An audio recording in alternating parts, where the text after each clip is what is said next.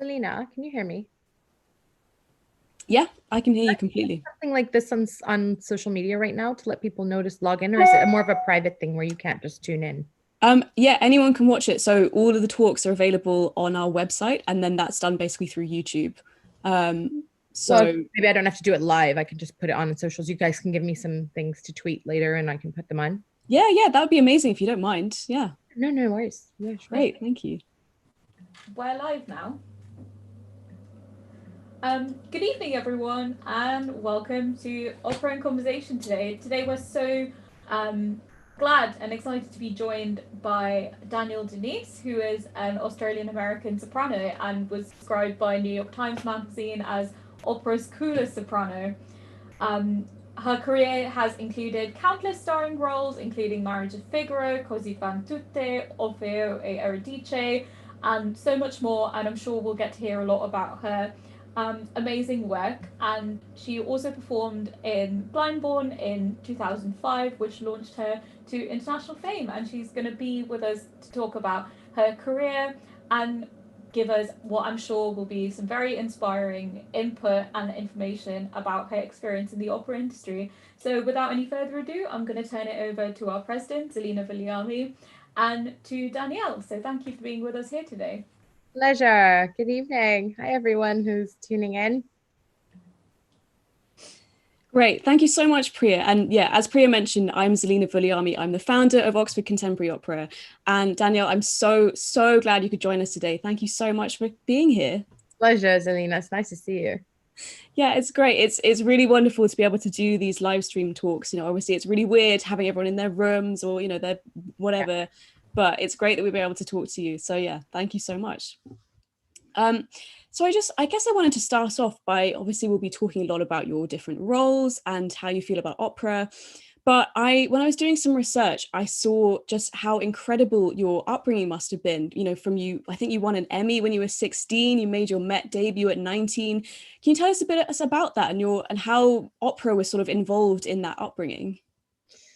Yeah, well, I was born in Australia, and I think exhibited from a small age. My parents tell me that I had very good intonation, so I think they had a bit of an inkling even when I was a baby, which I wouldn't have believed myself if I hadn't heard these cassettes that they recorded when I was a kid, when I was an infant, actually. And so my mom was the first big influence in my life and sang to me. And at 5 or 6 years of age, I was put into song and dance classes, like lots of parents do. You take your kids to different classes, extracurricular things to see what they like. And so I was put in these song and dance classes, probably because I've been, carrying on in the kitchen at an earlier age. And I really took to those. Like I really loved singing and dancing. So I was just thrilled with my Saturday mornings because that always meant I was going to, the town school. But that wasn't classical. I was doing, jazz, ballet, tap dance, and drama class, singing class, but none of them were classical. It was about 8 years of age that my parents amazingly thought, I think because the teachers were also saying to them, that what I was doing for my age was unusual and that I was rather quick and talented, et cetera, et cetera. So they thought, well, actually, why don't we get her a voice teacher so she can have some classical training? So she's not just like being pulled from pillar to post and doing this, that, and the other, even if all the teachers say that she can.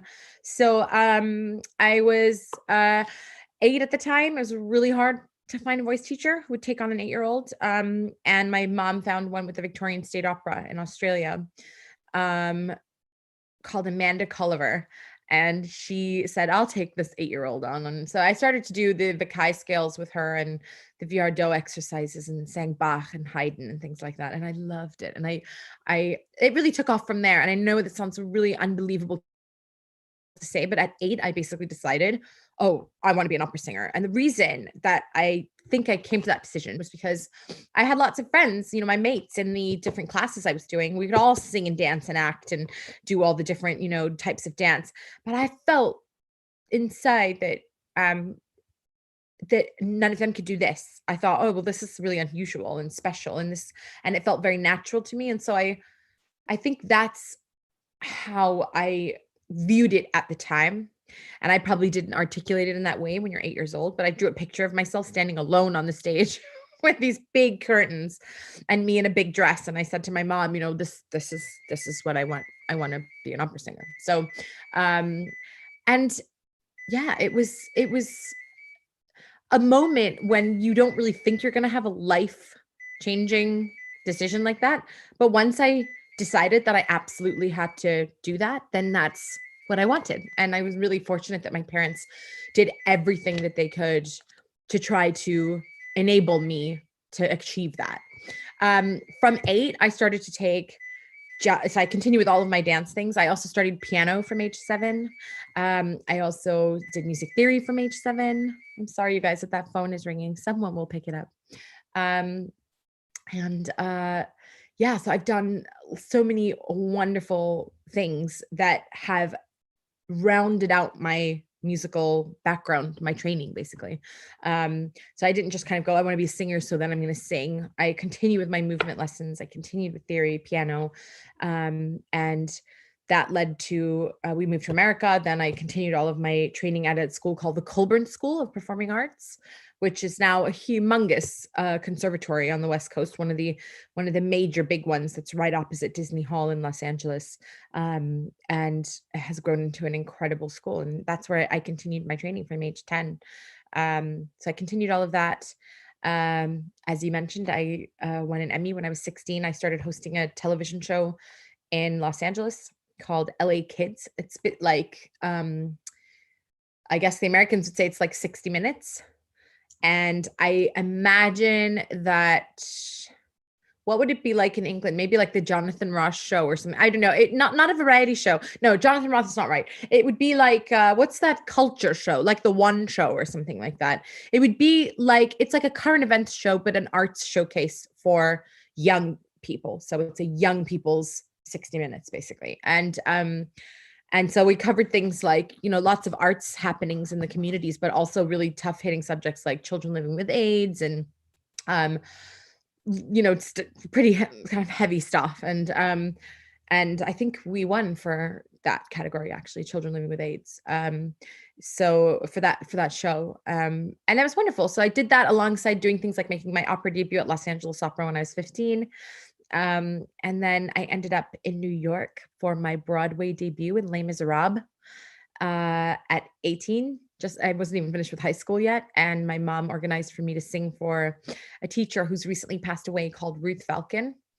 She gave me a check for $75 for half an hour's worth of her time to sing for her, to see if she would take me on as a graduate student. And Ruth decided that she absolutely would not take me on as a graduate student, that she needed me as an undergraduate student. So she organized for me to audition for Manus, who were holding auditions for the following year that week. And I got into Manus with a full scholarship, and my whole life changed instantaneously at that moment, because I wasn't planning on going to school on the East Coast.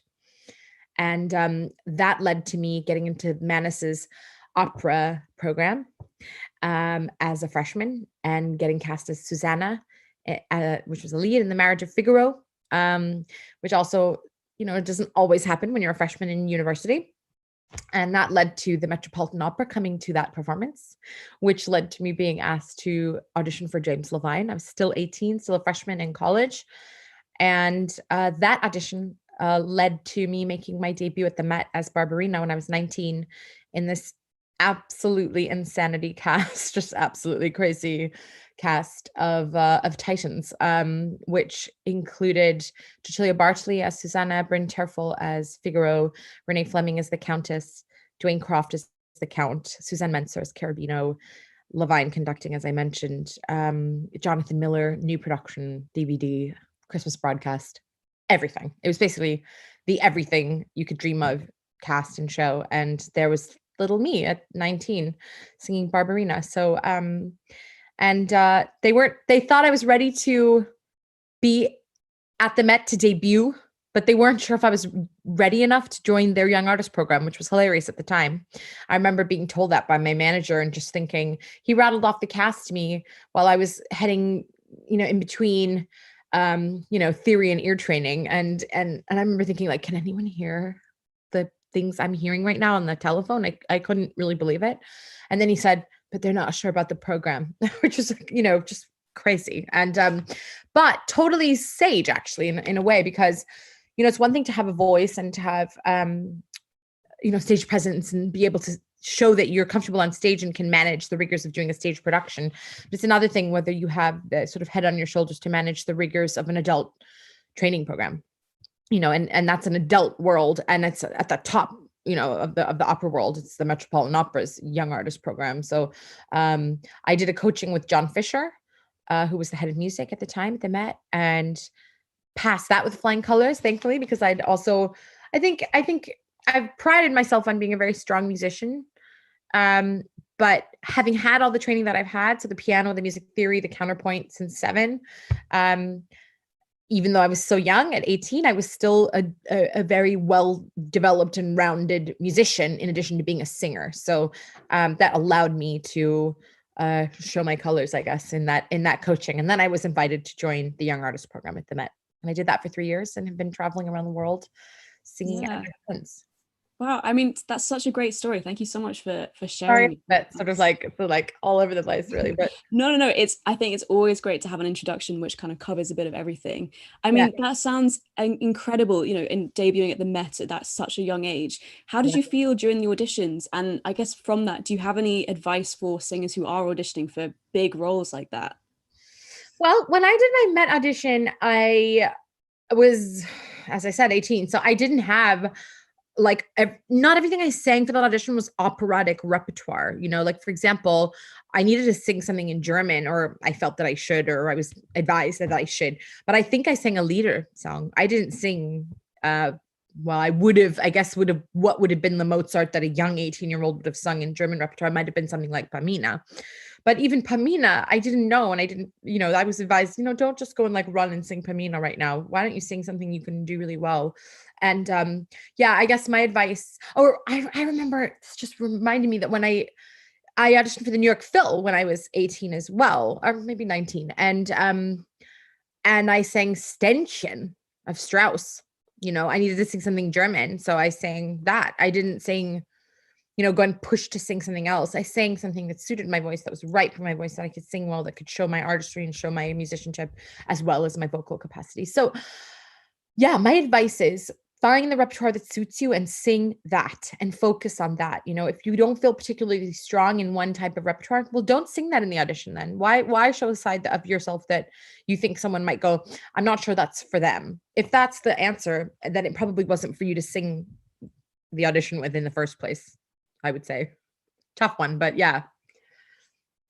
Yeah, definitely. And I think with a lot of the people who'll be watching this will definitely be singers, and it's great to get that kind of advice. I mean, just speaking on the advice, do you have any advice particularly for young women wanting to start out in the field? Because I know I'm not a singer myself, but I know there's a lot of competition, particularly for sopranos. Do you have advice that, maybe could make someone stick out or give a really good performance or anything like that? I think the biggest piece of advice that, darling, I'm in a Zoom at the moment. Will you go and see Daddy really right now? The biggest piece of advice that I would give is, I'm so sorry, my son is here. Darling, you can have that. You can have that. I gotta tell you one thing. Darling, you've got to go and tell Dad, okay? Because I'm in a Zoom. I'm so sorry, you guys. I'm so sorry. The one piece of advice that I would give, this is like that BBC thing where the reporter's kid walks in. Darling, can you go and find Dad? Can you go and find Dad? Go and find Dad. Dr. Buddy thought there was no eyelash in my eye. Oh, that's great news. Okay, so go and tell Dad. Go and tell Dad. Go and tell Dad. I'm so sorry, you guys. No, it's completely fine. Everyone is so used to being locked down with their families and everything. I know. Fine. I just took him to the eye doctor because he had his eyes all red, and my husband had to take him back. Anyway, I'm so sorry about that. What were we just talking about? You were just saying about any just general advice for young singers, particularly young women, and sort of audition advice, that kind of thing. Right. Yeah, the sopranos, oh my God, there are so many of them. They're a dime a dozen, really. That sounds brutal, but that's the truth. I mean, there are lots of people who would replace me as well. If I was sick and I couldn't sing Susanna and the Marriage of Figaro, there would be 500 Susannas that could replace me. It's just that simple. The biggest piece of advice that I give to singers all the time is to be yourself. Is to take in all of the information that you're trained to do. So you go to school, right, in order to be shown and taught certain types of protocols, the way to be in an audition, the way to conduct yourself, how to announce what you're singing, how to interact with people in the rehearsal room. So you're given all of these guidelines. And the thing that I found, I mean, nobody told this to me, but I think I was just able to see the value in it. And this is why I give this advice out, which is to still find a way to be yourself within the like cookie cutter kind of protocols that people tell you. Because if you wash yourself out of that cookie cutter protocol, people can't really get a sense of who you are. I remember going to many auditions, and I didn't just, put my hands like this and just go, hello, my name is Danielle de Niese. I'm going to start with Susanna's aria from Le Nozze di Figaro. I didn't kind of just take away everything that makes me me in order to be professional. I think you can be professional and be yourself and allow your natural nature to shine through. And if that's through a smile, or if that's through taking 3 paces and walking around a little bit or something, just to sort of break the ice with yourself, whatever that may be. Some people crack a joke or whatever, it's not, or you could, I certainly would have gone to an audition and said something like, oh God, I'm really nervous right now because whatever it is, it can sometimes help you to cope with what is essentially a nervy situation, which is the audition process. You can sing something 1 million times perfectly alone, and you can go into an audition and just go, can't believe I just did that, so try to be yourself. And how to stick out. I mean, there's a risk that also happens, which is that some people kind of stick out for the wrong reasons. So they're looking for ways to stand out. And the way in which they do that is off-putting, or maybe not so collegial, or slightly unprofessional, or gauche, or whatever you want to call it. So, you have to sort of measure it out, I think. It should be authentic to you. I think that's the key thing. And hopefully the authentic you is not like a gauche weirdo person who says things that offend other people or whatever, So sopranos, I don't know. I think all singers, what you need to do is figure out the thing that makes you special as a singer. Because here's the thing, we're all good singers. You don't get to even have a career in the music business if you can't do just the basic thing, which is sing. So once you're actually a professional and you're out there, well, that's a given that you can sing. So the big question is, what else can you do? Right? It's everything else that packs onto that vocal talent that makes you the artist that you are. Now, some people, the thing that distinguishes them might be literally only the pure quality of the sound. Other singers, they might have the quality of the sound, but they might be known for something else. Maybe it's the way in which they interpret roles. Other singers might be known for just having incredible stage charisma, that regardless of what they're doing on stage, your eyes are on them all the time. Other singers might just have this incredibly effortless, creamy top range, and people say, oh, I don't care what they do in the rest of their range, but when they sing those top notes, or those A's or whatever the repertoire is, oh, then or they sing the low range, those creamy notes, that's what I bought my ticket for, so it's different for every singer. When I go into the theater, there are people who I might say, I just want to hear that sound of that voice, and there are other people who I might say, I could watch this person and listen to them sing and act and do the whole story, and be an incredible performer, an all-rounder, forever and forever. It's different in each person. And I think as an artist, you kind of have a sense of what it is that you bring to the table. And that can be multiple things. It can be one thing, it can be 2 things, it can be 5 things. But knowing that is the first step to safeguarding it and protecting it, and making sure that you still have that years from now. And it really depends on what your goals are. My goal was always, even though I was 8 when I wanted to be an opera singer, my goal was to be an opera singer even at 58. to keep going. So I've taken every decision in the service of making sure that I'm still around later, or at least that sounds weird, still around later. I don't want to be some like old lady singing opera, but like, I mean that I wanted to make sure that there'd still be time for me to explore and grow as an artist so that I wouldn't have sung myself off the stage, as it were, by making the wrong decisions, choosing the wrong roles. Yeah, I definitely get that. And in terms of talking about, changing as an artist, I mean, something that happens a lot with singers is that their voice changes. I mean, do you think that might be happening to you? And is that therefore then completely changing the roles that you're accepting, or is it kind of the same? What do you reckon? Well, I think it's different for each person. My voice certainly has changed and grown. I mean, I remember people like James Levine making predictions to my parents saying, I think her voice might take a little turn, 25, 26, let's look out and see what happens then. And lo and behold, that's exactly what happened. And then I did my first Susanna when I was 26. And I've had other changes and developments. I mean, I definitely felt that there was a growth spurt in when would that have been? So in my early 30s. And then I decided to do some bel canto roles like Adina and Elisir and Norina and Don Pasquale. And then I had my first child in 2015. And definitely my voice just had a hormonal growth spurt or something.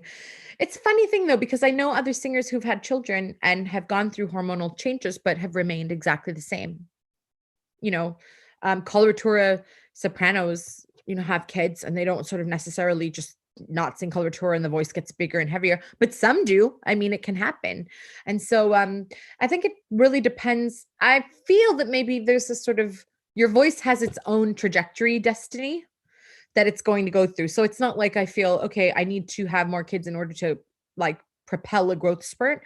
I think sometimes these turns are happening anyway as your voice finds its eventual color, because you don't really settle into a color until you're in your 40s anyway. You can find it earlier, but you could still be growing into it all the way up to that point. So, and that's been my path. I mean, I've just had a second child. So I've just had a little girl who is now 12 weeks old. And oh, well, congratulations. Thank you. Yeah. And so, I've just started singing now, recent in the last month and a half, 2 months. And yeah, there's changes. They're good changes. They're not so much sort of massive changes, but they're just, feelings, because singing is all about feeling, don't you think? I mean, it's not there's a lot of brain work involved in singing to understand technique, because it's about how you talk to your muscles and how you experience your musculature.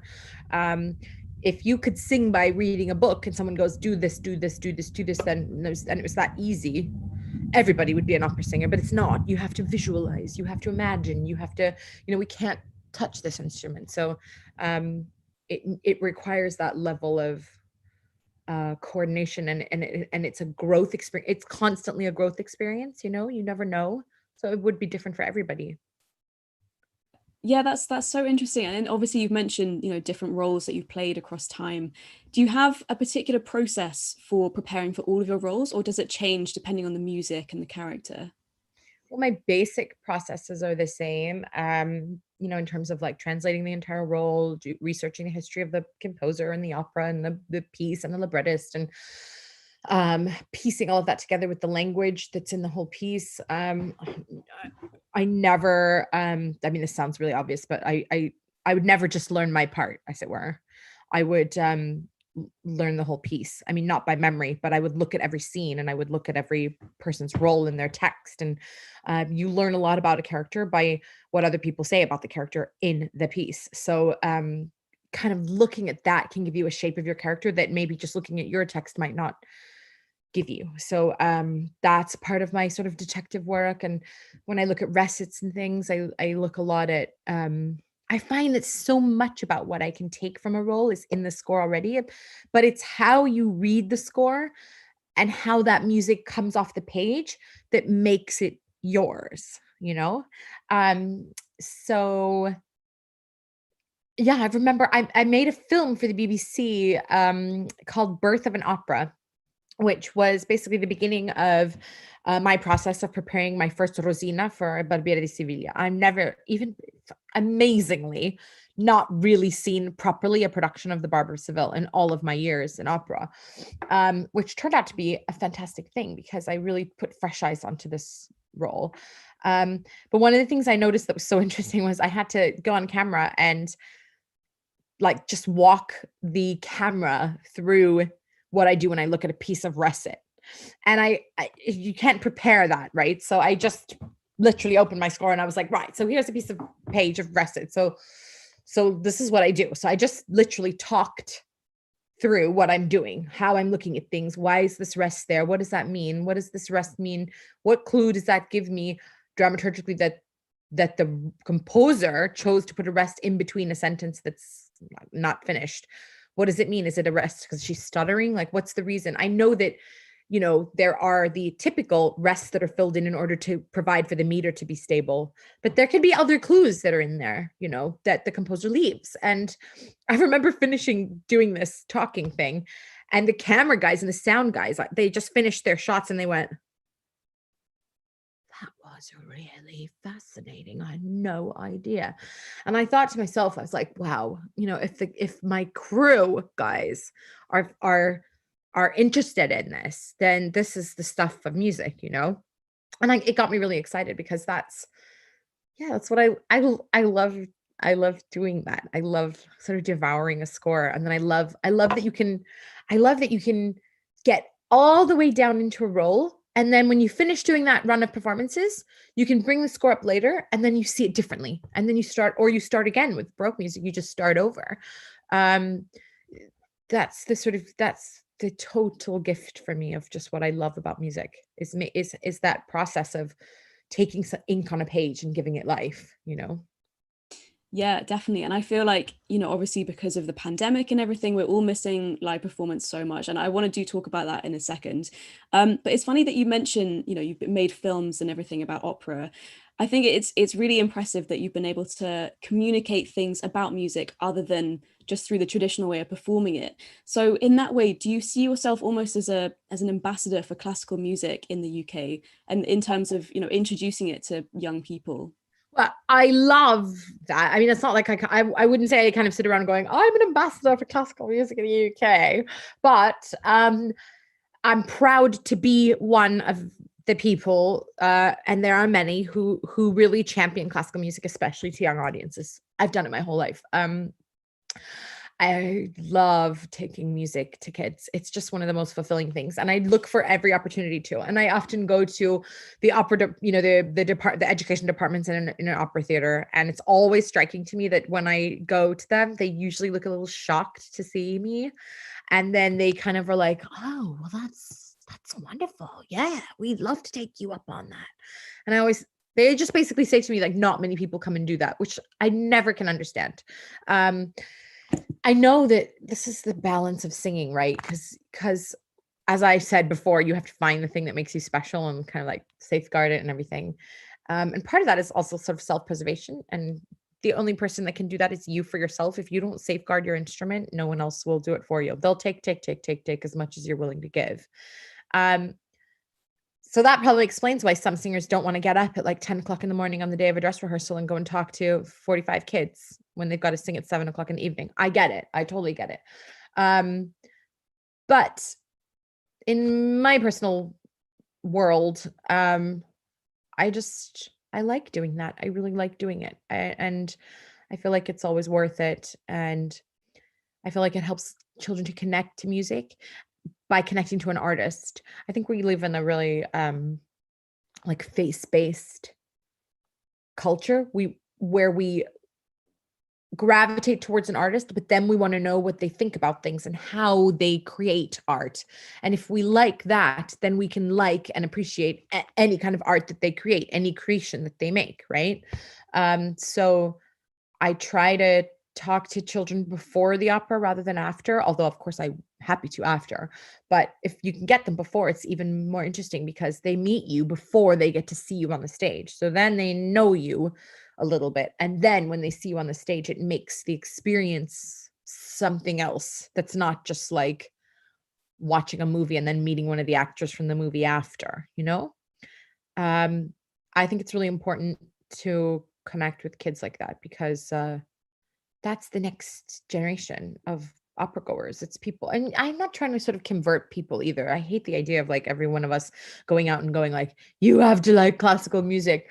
It's more about opening the door for them and allowing them to see what it is that you do and why you love it. And if they like it, they like it. And if they don't like it, I mean, some of them won't like it. Or some of them will love what you did, but they might not say, well, I now love the genre, you know?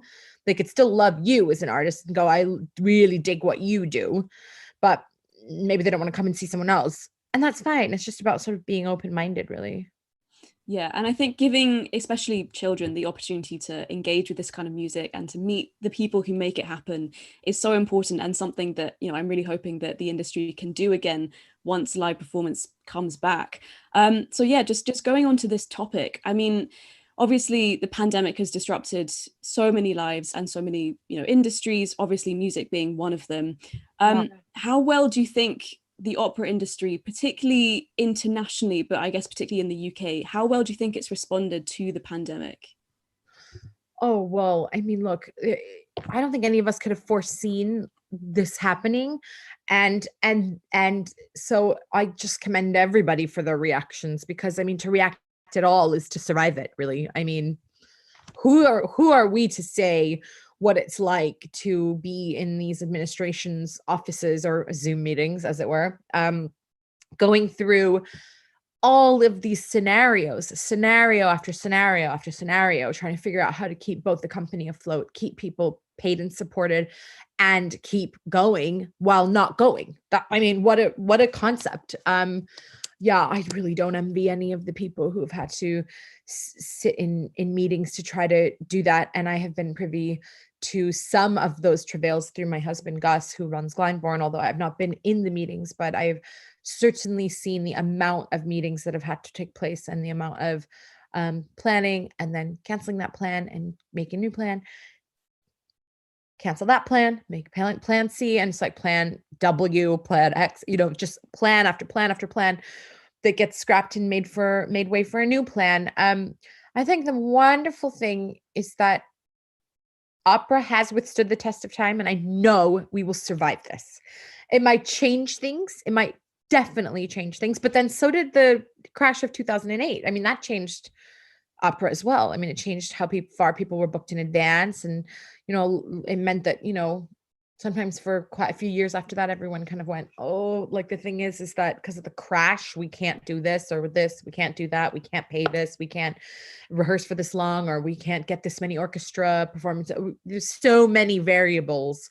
And I'm sure that will be the case with the pandemic too. I'm sure that people will have to cut their cloth differently. They'll have to look at the way they put on shows differently.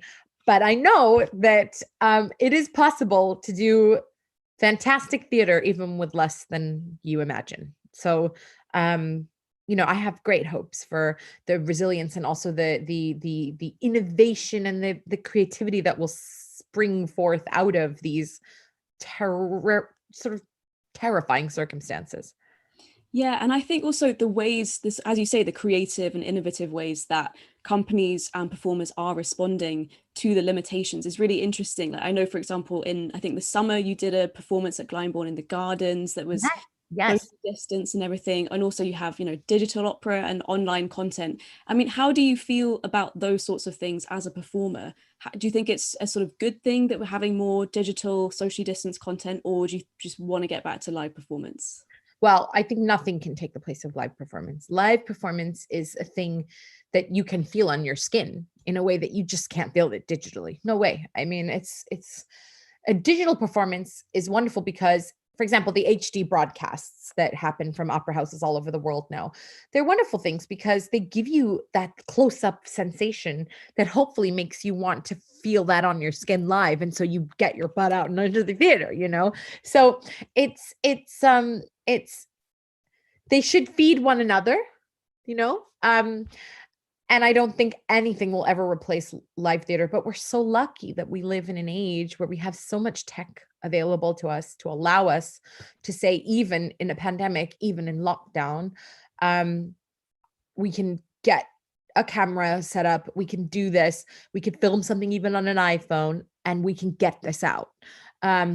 some of the things that I did in the summer were done in crazy ways. I mean, I did a video for the Telegraph newspaper, like a fundraiser thing. It was a lockdown video with all these different celebs and just an iPhone and a couple of bits and pieces, iPhone and a gown really. And that's it. And sort of, just doing some fun stuff in the gardens. And I did Peaceful Moments for Glyndebourne, which was, iPhone, myself and a piano, one take, I sang Danny Boy and played at the piano. In a different time, we wouldn't have been able to connect with each other in this way. We would have just had to sit and wait it out. So again, as challenging as this situation has been, I think if you can sort of zoom out a little bit and sort of see the bigger picture, there's a lot to be grateful for, even in this horrible time, that we live in a time where medicine is so technically advanced that we can come up with a vaccine at the pace that we've been able to come up with it, is an incredible feat. And the opera world has shown incredible resolve to make something happen. All of the business right now is converting all of their galas into digital galas. I've done quite a few over the summer, and I was lucky enough to be in the opera at Glyndebourne, where Glyndebourne has the space outdoors in order to have, after lots of like hair tearing out and figuring out, what are we going to do? How are they going to do it? They did come up with a plan, and they went, right, we got to do something. And that something was Mesdames de la Halle, which is an Offenbach opera, which they wrote the English libretto of Stephen Place and his wife Marcia in 3 weeks, and we learned the score in 11 days. And it was all sort of, by the time we got to opening night, I remember Stephen Langridge saying, it's only 7 weeks ago that we decided to do an opera. And it was just, that's the thing, it just shows you can do it. If there's, once you know what the parameters are, it's possible to create something out of nothing. And that's what we did. And I was really, really, really proud to be a part of that with all these wonderful singers who were all local to here. Matthew Rose, Kate Lindsay, and Nikki Spence, like so many wonderful, wonderful singers. Yeah, and it's great to hear about these new projects being made, even, in the darkest of times. It's great that opera is still surviving. I think also something that is obviously sort of came to global awareness was the increasing awareness of movements like Black Lives Matter. So I was wondering if you think that this is going to affect the opera industry, and if so, in what way? Well, when you ask that question,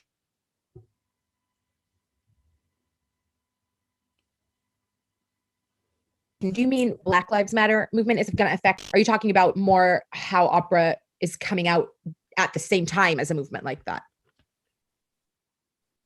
Yeah, just in terms of, I know that several companies have pledged to have more diversity in their casting or in their creativity roles. And I was just wondering whether you think that is something that's really important and we are going to be seeing more of, or just, what your kind of opinion is on it, basically. Yeah.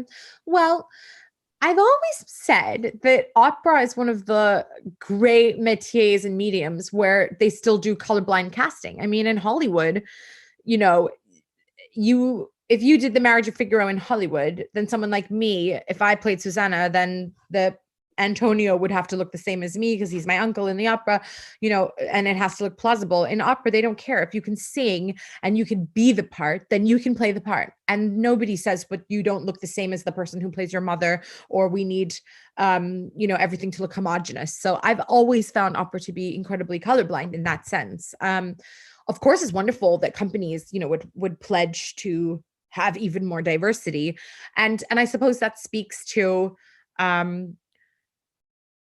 the movement asking people to sort of open their eyes, look around them and go, well, hang on, do I see a lot of diverse people?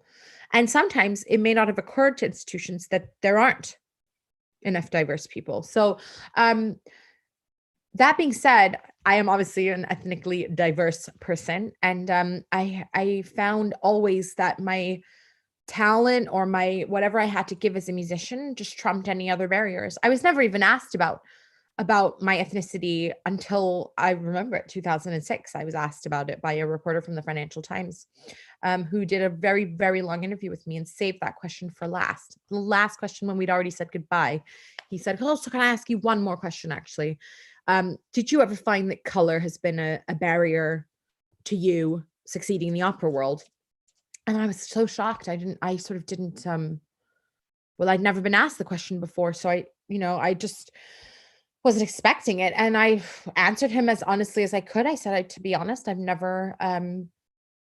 was never raised to think that my skin color or my ethnicity or my nationality could hold me back. And so I never saw it as a barrier, which is fortunate because I know that lots of people will have grown up in circumstances where that became abundantly clear from a young age, or maybe they saw their parents go through it and their parents went, see, this is what's going to be like for you because you're going to have to be doubly as good, to succeed.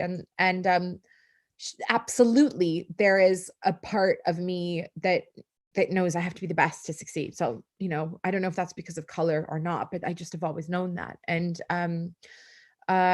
I'm just feel very fortunate that I've never been made aware of any type of barrier to my personal success because of the color of my skin or my ethnicity, or upbringing. I think probably my parents would say, as grown-ups now, we're all grown up, I think they'd probably go, well, if there were, we didn't ever let you know that there was anything holding you back. So I'm very blessed in that sense. Certainly not, because I think that kind of burden is very difficult to bear. If somebody would say to a young child, it's going to be this and it's going to be that, and you're going to have to do this because people won't want you here. That's a really tough thing to swallow when you're young. And I started younger than most. I was 8, when I was starting to sing. So that would have been so much to digest, I think, if I had been told that. And I think my parents made the right decision. And, whatever was going on behind the scenes, keeping that away from me so that I never knew there was anything that could stop me. And certainly for my children, I would do the same. I would never want them to feel that anything could stop them from achieving their dreams. And we're just so lucky that all of these conversations are opening up now.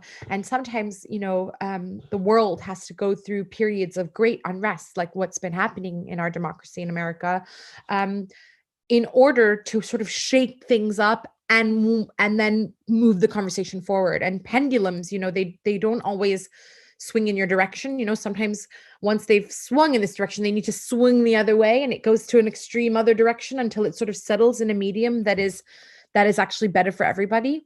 And so that's my hope, is that these conversations don't leave anyone out. And I know that that's part of, I definitely was asked about this when I made a film about female composers, which was wonderful thing to do and shed light on some female composers. I talked to Marin Alsop and various other wonderful women, leading lights in the business. And they, they all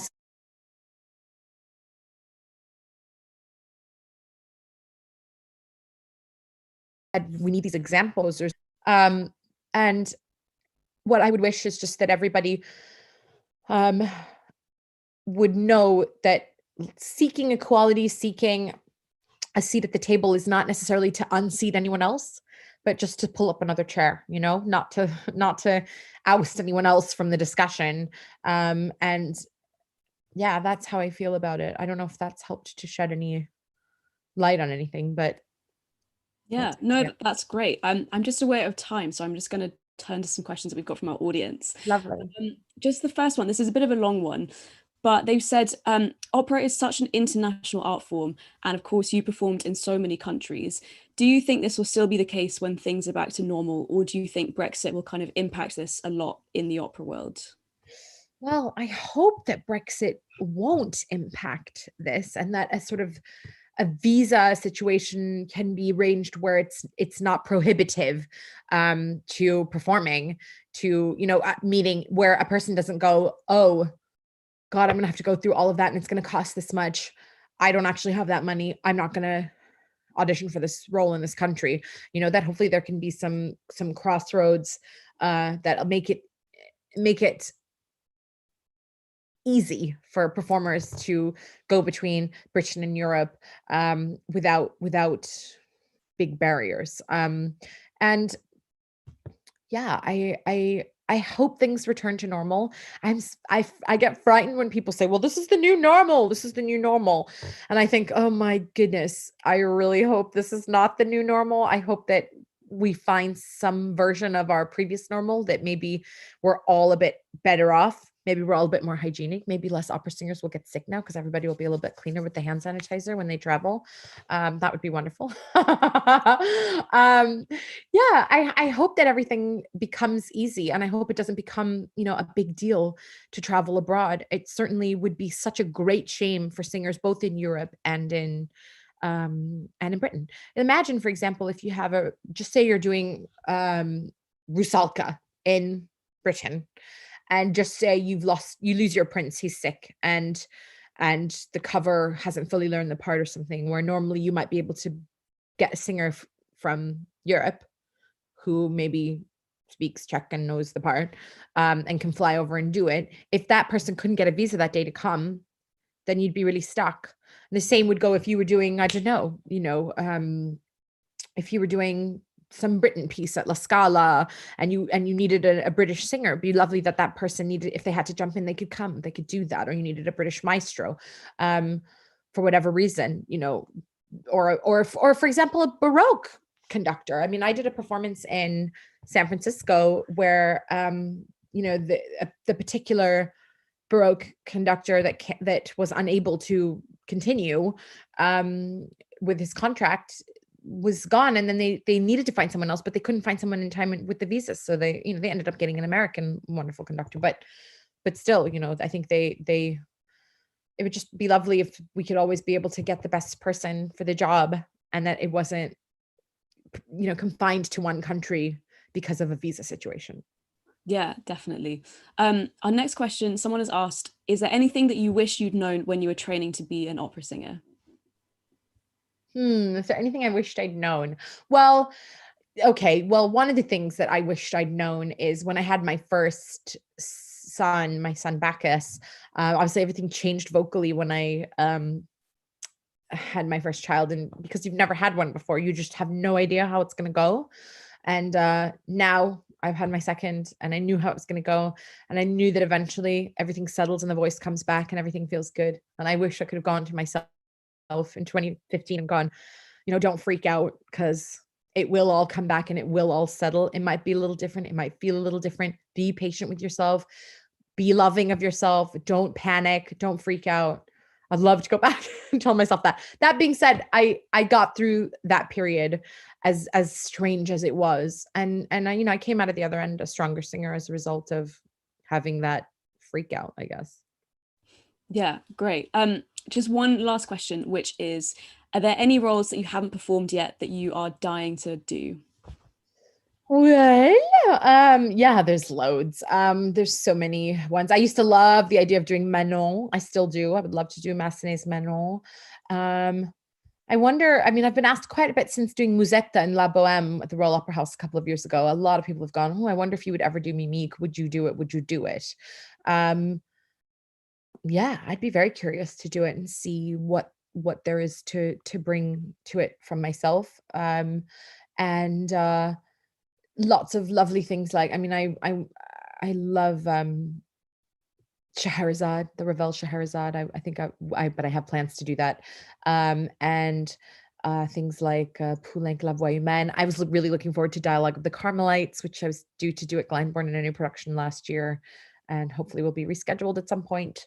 More Handel roles, more Mozart roles. I'd be very interested to do a Countess soon-ish. Let's see. Donna Elvira is one of my favorite roles. God, I love that role so much, dramatically as well as vocally. And Semele is another one of my really all-time favorite roles. I adore that part. It was my first time I got to die on stage, so I was thrilled because I'd been waiting for absolutely ages to die on stage. I just couldn't wait. I love acting in opera too. That's the thing is like it's a time to go into the theatrical stage and do the things that you can't do in life. And so I was looking for this meaty death, and I got a pretty decent death in my first Semele production. I sort of sunk through the ground and said, I can no more. But I didn't have any sort of gut-wrenching death, but no flames or anything. But I quite like doing these dramatic things on stage, you know, like having these situations that obviously are never going to happen in real life. Well, I for one can't wait to see you in a production with flames. I think that sounds amazing. That's all we have time for today. But Danielle, Denise, thank you so much for joining us. It's been truly a pleasure to speak with you. Thank you so much. Thank you very much, Selena, for having me. And lots of love to everyone there who's watching. I can't see you all, but I hope you are all well and thriving in spite of these really, really trying times. But I'm sending you all my strong wishes. Great. I'm just going to hand back to Priya, but I've been Selena Vuliami, and thank you so much for tuning into this event. Priya, over to you. Thank you so much, Selena, and thank you so much, Danielle. That was such a fun and also really informative and inspiring 1 hour. As usual, if you've just tuned in not too long ago, this talk's going to be available on our YouTube channel along with all our other previous talks. Up next, we have Richard Thomas next week. That's March the 2nd at 6 p.m. He's best known for co-writing Jerry Springer and writing the libretto for Anna Nicole. So if you're a librettist, composer, or you're just really into super cool contemporary opera, that's definitely one to watch out for. But that's us for this evening, and thank you so much for watching, and we hope to see you soon. Thank you so much, Danielle. Bye, lots of love.